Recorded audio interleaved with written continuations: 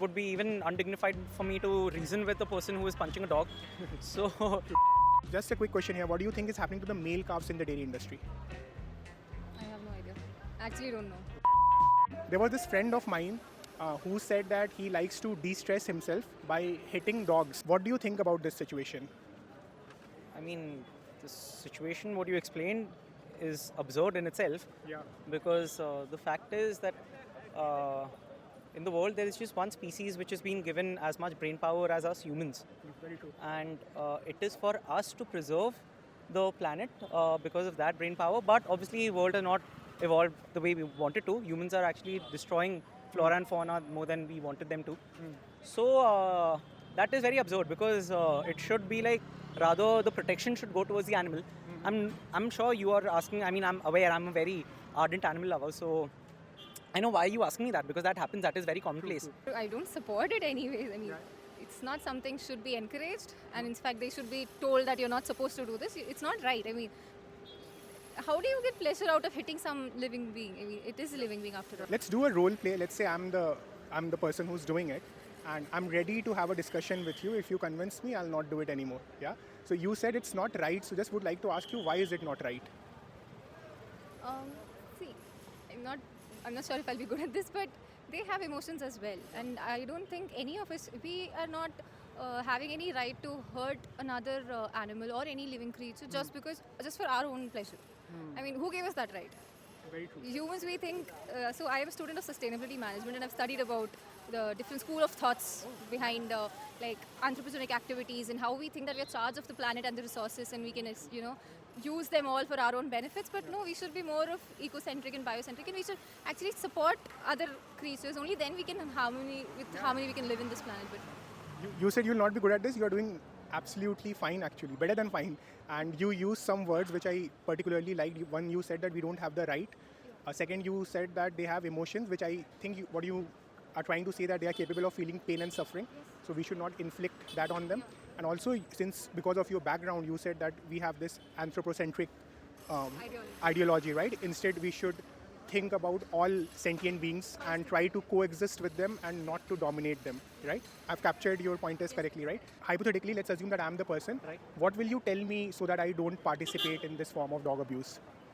I mean, honestly, I would firstly just sympathize with you. Yeah. Because I feel that, it would be even undignified for me to reason with a person who is punching a dog. So the fact remains that, the sad part about, because I'm also a lawyer, not just a dog lover, but the sad part is that under the constitution, under any framework, legal framework, humans have always advocated for their rights. True. So, आप देखोगे अगर fundamental rights, they are enforceable. You can go to a court of law and say, my One rights. can claim a right. But duties are not enforceable. Yeah. What I mean to say over here is, it's your duty to protect animals and the unspoken. They cannot speak. They don't have voice to communicate. So, I mean, there's probably no reason to it, except for the fact that I will probably report you, if nothing more. True. So, it's your duty. So, I mean, the only fact is duties are not enforceable. I cannot go to a court of law and say, this person's duty was to be a nice, good Samaritan. He's not doing that. The law does not have any action to impose duties on a person. It's only rights. Yeah, true. So- And since you talked about rights from the perspective of the victim, that is the dog here, I think even animals, if not the same human rights, but they should have certain fundamental negative rights. True. A negative right is something wherein you are not interfered with Correct. your natural way of living, right? Right. So they should not be harmed by humans, right? So in that case, do you think when we hit a dog like this, we are violating their negative right? See, more than negative, I think I would say it is a passive right, because active right is where I can claim the violation of a right. Passive right is that, hey, I am not asking anything of you, but don't disturb my status quo. So that is what animals, they have passive rights to exist, to coexist. Yeah, very Because a human, essentially a city is nothing but a large village where everything is very organized. That becomes a city. Town, city, municipal, corporation. So in a place like a city, it is all the more important for an animal to be allowed to coexist and not have to fight for its right. That is not his active right. That is his passive right to roam around here. Yeah, true. I mean, I cannot pick him from the tail and be like, hey, I live here. who gave me the right. Probably some generations above me who came and settled here or have migrated here. So that way, I don't think their rights should be questioned. They're just existing. Those are the passive rights animals have and should have. Yeah, I mean, you use a different term, but yeah, essentially that's what I We mean meant. the same thing, yeah. Exactly. So yeah, so that is a very fair argument, and in this role play, so I promise that I'll not go ahead and hit a dog or cause them any type. Yeah. So again, so we talked about dog, right? So would also like to ask you about other animals like chickens, for example. They are also subjected to violence because of human choices, right? So what do you think of those cases? See, I'm a vegetarian. So, and yes, my family is a vegetarian, so I was vegetarian. I never had it wasn't forced on me or anything. But I always, like, it's not that I cannot eat or something. I prefer not to. It's just a choice. But, like, if you tell this to people who are into meat and everything, they won't really accept it. Ki, to kya hota hai? And I have seen, like, in my school, we were shown a whole documentary on how how poultry farming works and how much pain all these animals are going through because of breeding and excessive consumption. But I don't think it actually affects a lot of them. So, But like how you convinced a dog abuser in a hypothetical situation, don't you think we should do same for these I animals? failed miserably, so I don't know how to do that. But I think, see, like biologically also I've read this somewhere. I don't know how correct I am. I might be wrong. But there are studies that human bodies were not designed to consume meat. Okay, again, for survival, yes, we might need in some areas like in Arctic region and stuff where you can't actually grow crops. There it just makes sense. But places like India where it's a tropical country, you have access to vegetables, and yes, obviously plants do have emotions. I agree, because that's the counter which you get, that if you turn vegetables, you're again killing another living being. But the emotional level is pretty lesser comparatively to say a chicken or a pork or whatever, pig or whatever it's called. So I'm not sure how to convince them, because they usually come with this counter that इंसानों को मतलब जानवर मर रहा है तो वो बुरा है और पेड़ पौधे मर रहे हैं तो वो बुरे नहीं हैं. So I'll give you the correct counter for that argument, but before that, you talked about survival part, right? That if in a country like India where we have so many plant-based options, so it's not really a need for us, right? And in the in Arctics, for example, it might become a need. It might become a survival situation. In survival situation, people also sometimes harm other human beings as well, right? A case of self-defense can be that. And then you talked about the plants have emotions actually. So that's kind of a misconception that most humans have. That plants, while it has been proven that they have life, they don't have sentience. That is, they don't have the capacity to feel pain and suffering. They don't have a nervous system to perceive pain and suffering, right? And the studies that we have actually come across, like they scream and all of that, those are actually, they have been debunked actually, and none of those studies talk about screaming. They say that they emit certain frequency sound under certain situation, but that is like responding to a stimuli. Then we talked about dogs. Do you think chickens should be seen in the same light as well? Honestly, morally speaking, I feel a little deficient answering that, because I have consumed chicken. I do still consume chicken, and I know why you bring this question up, because whether there should be any disparity between animal rights, that's the question. That is somewhere an organization like PETA or any rights organization for animals always says that don't discriminate between animals. A dog cannot be more in pain as compared to, say, a prawn. Forget chicken, even a prawn. So, I mean, that is one thing which I think goes into the roots of conditioning. So, I mean, I've so much so seen people now claiming chicken is vegetarian. So, I'm like, I mean, to an extent, eggs can be vegetarian because you're not essentially taking life in breaking open an egg. But yeah, I think with chicken, it's just like, it's just so much conditioning that, hey, I'm just eating chicken. I'm not eating anything else. But to answer your question in yes or no, I think no, they should not be differentiated. So I think you answered that very well. You talked from a moral framework, and that's where you're saying that we do not have any justification.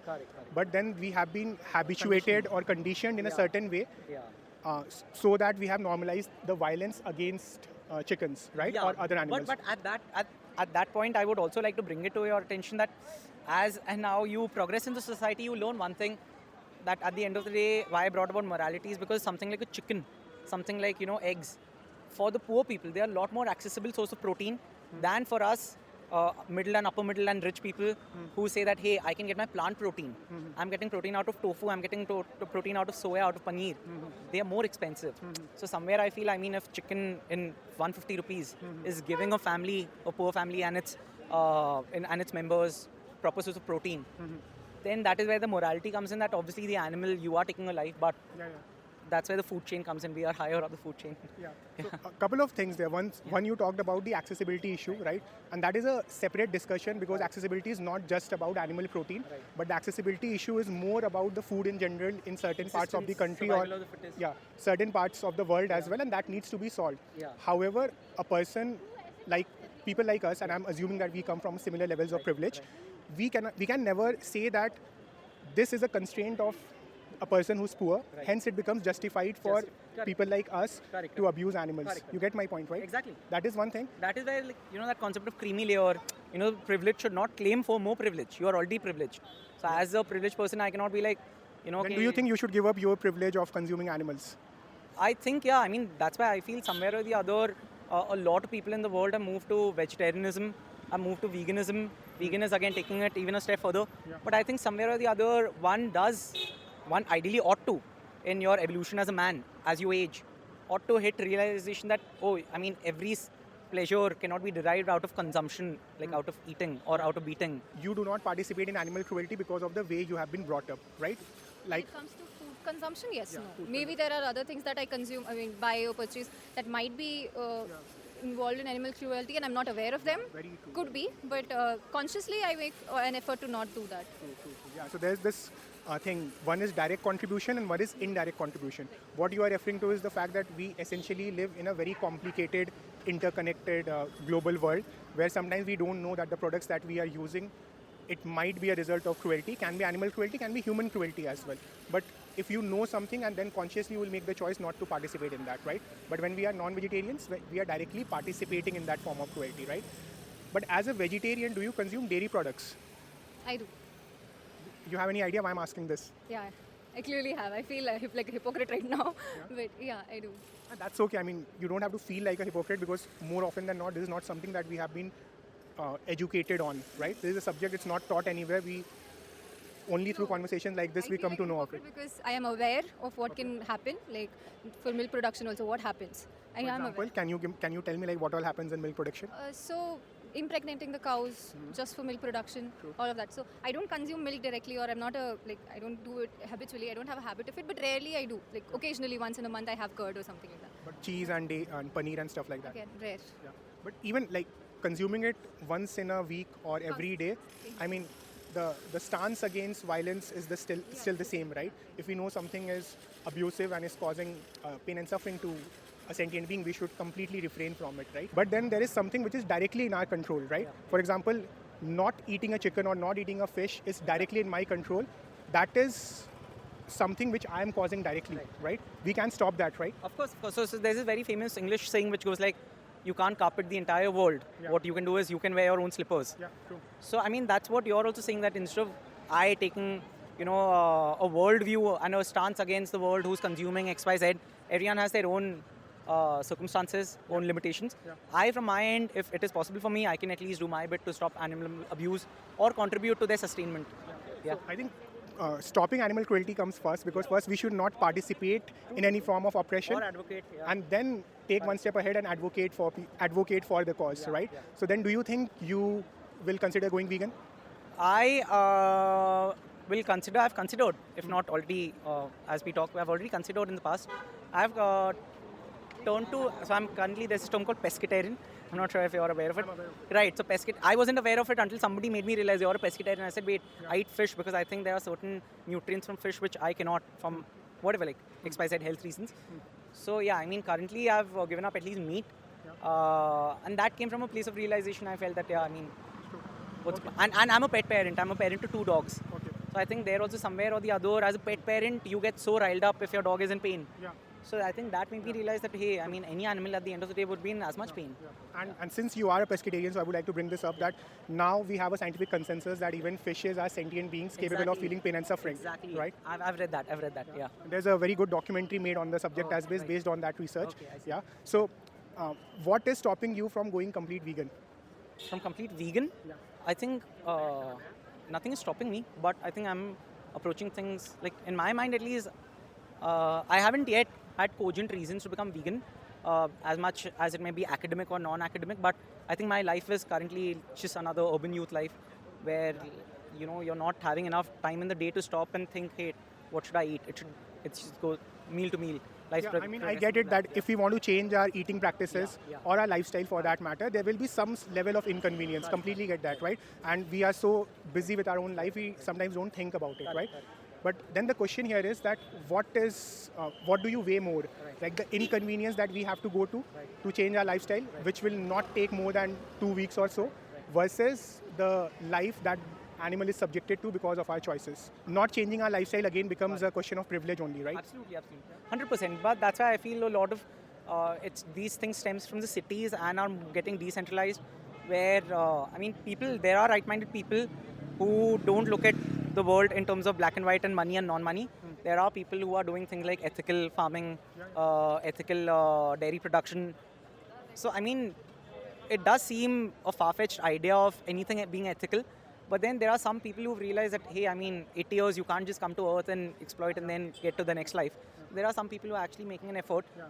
And I think that being a vegan is the most practical, ethical choice that one can make right now. One can go further than that by being a minimalist and give up a lot of other stuffs as well. But being a vegan in today's day and age, especially for people like us, it's the most practical, ethical choice that we have, right? And if we are not being a vegan, then essentially we are, like we discussed earlier, directly contributing to animal abuse. Absolutely. I agree with you.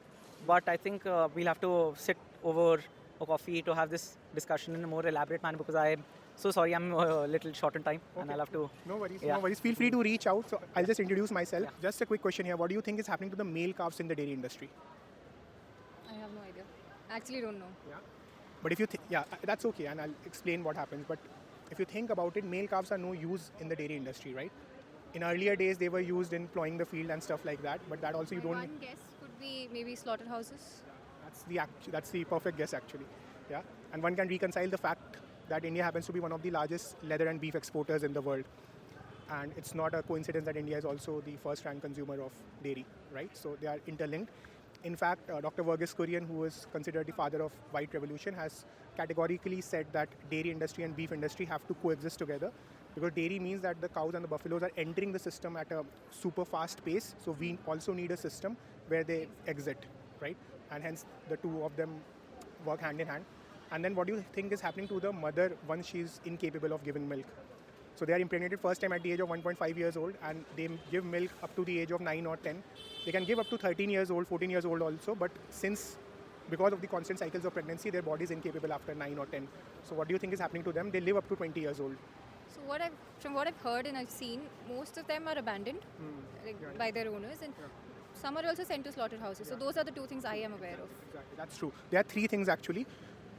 The largest chunk is the slaughterhouse. I say that because the maximum milk in India is coming from buffaloes, right? And there's no restriction of buffalo slaughters in India. When it comes to cows, if there is a gaushala nearby where they have the capacity to keep them, then they are sent there. But that is not the reality because we don't have so many gaushalas to take care of so many cows, right? And hence the third point where you see abandoned cows on street where they eat plastic and die, right? You would have never seen a stray buffalo. You would have only seen a stray cow, if you think, because stray buffaloes are always slaughtered. Yeah. So So if you think about the whole supply chain, how dairy industry works, milk is consumed in the beginning of the supply chain, beef is consumed at the end of the supply chain. It's the same supply chain. And that's why I asked you that even as vegetarians, we are not aware of it. We think that, okay, we have been brought up in a certain way. Especially India has so many Hindus, right? And ahimsa happens to be one of the foundations of our religion, right? And we think that as vegetarians, we are subscribing to that notion of ahimsa. But in reality, when we consume dairy, this is what the reality is. I agree with it. Yeah. So do you think you will take that step and stop consuming dairy products in future? Now that I think of it, yeah. I mean, it is important for us to stop it completely. We can't just be selective with our choices. So yes, I was thinking about how much consumption of milk is done in my house because of tea every day. So I'll probably go and call my mom. Yeah, I can totally relate to that. So objective of this conversation is to talk to open-minded people like yourself and give them this knowledge that this is what we as a society is participating in, right? We as an individuals are participating in. And if we believe in compassion, if we believe in non-violence, then I think we should adjust our choices accordingly. Yeah. Have you heard of the term vegan? I have. Yeah. Very popular term. Very popular term. So, but what do you know about the term? Can you define it? So I might be having a limited knowledge of it, but I think veganism is where people completely shift to plant-based diets, including like even with the dairy products, they shift to vegan products like almond milk and stuff that can be soy milk or something like that. Yeah, so I think you have the basic notion correct there. I'll just refine it. So veganism is essentially a philosophy where one rejects the commodity status of animals. That is, animals are not seen as products. Be it a dog, be it a chicken, be it a goat, be it a cow, or any other animal. They are not here for human use or abuse, right? So that is the philosophy, and then what you choose to eat under that philosophy is up to you. So thank you so much for your time. I'll just introduce myself. I am Shivam. I'm a vegan, which you already know probably by now. I'm also a vegan activist where I talk to people like this and try to plant this seed of veganism in them. So I genuinely hope that you think and reflect on this further. I'll share some resource cards with you, and I welcome you to do your own research. Don't take my word for it. But if you do an honest research, this is where you'll land up, and I hope you become a vegan in future. Okay, let's see. They were showing how factories and all of them like actually breed pigs, and like it was a very vivid and visible. I was coming to the reaction, so there were a lot of non-vegetarian classmates. They of would have mine. felt So bad. being 11, 12, when you see it happening on screen, you give reactions which are like, कि, बाप रे ऐसे कैसे होता है, ये क्या हो रहा है, ऐसे कौन करता है. All of those emotions come up. Yeah. But you leave the auditorium and you're back Very to true. आज शाम को chicken खाएंगे. Exactly. So इसमें क्या है ना, there has been a ton of research about the non-vegan mindset, and psychologists have coined this term called psychic numbing, which is essentially being normalizing that form of violence, right? So there are many ways on this normalization is done. For example, when we talk about chickens, we don't think of them as individuals. We think of them as a crowd, right? So कहते हैं ना कि one death is a tragedy. More than one becomes statistics. The second thing is कि India में तो slaughter houses है, open slaughter houses. West में documentaries are very effective because they have never seen that. India में तो we have open slaughter houses where anyone can go and buy poultry, animal flesh, right?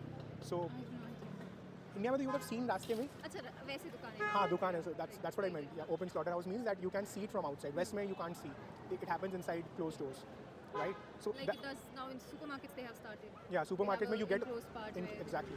So वहाँ पे that is how it is done. So they are not aware that this is the cruelty. But India में, since we have been seeing it for so long, we have become accustomed to it, right?